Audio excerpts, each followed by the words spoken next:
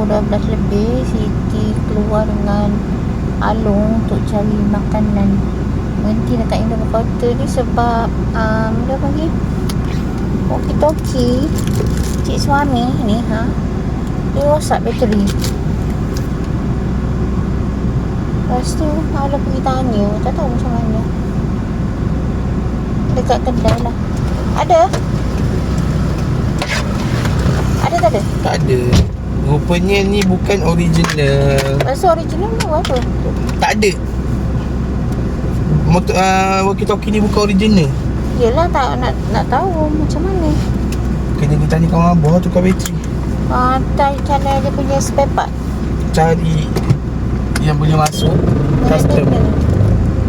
Lepas tu biar abang pergi buat ke? Biar abang pergi buat. Tanyalah dulu kawan abah tu. Tapi nak pergi cari laut dulu. Laut kat mana? Sekarang ni makan kan dulu. Kau nak makan apa? Aish sekarang nak tunggu nak makan. Rasa tok no blebel kat rumah. Abang nak balik dah tu. Dia cakap Ya.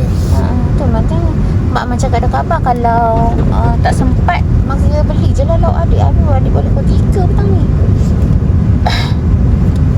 Tahu kau nak makan apa? Pening Serabut kepala aku. Berbintik-bintik dia punya ni panas. Ni panas ni sebenarnya. Tak tahu Along nak makan apa. Tengah cari makanan dia dulu. Ni dekat Jungle 1. Kalau dah tengah hari macam ni tak tahulah ayam ada ke tak. Betul suruh Adik beli nak ayam makan dulu. Makin takutnya busuk bau. Nanti nak tunggu kau makan. Tak makan dah lah. Tunggu balik rumah ya. Beli. Mak ni masak. Nak tu tekan ke masak payah cukup. Nak beli batu ni semua. Jalan dekat Indra Kota. Dia pusing. Indra apa tu? Bukan Indra Pura. Ni dekat Widek. Dia pusing nak keluar ni. Kau kan nak pergi IM makan dekat tu. Nasi berlauk ke apa ke. Apa pening kali fikir.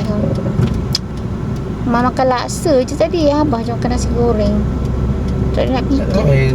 yang nasi berlauk Kelantan tu buka lagi tak. Dia try tengok. Tak boleh makan si pokok. Mana-mana lalu. Kenapa dia pusing macam tu? Oh, mak blank.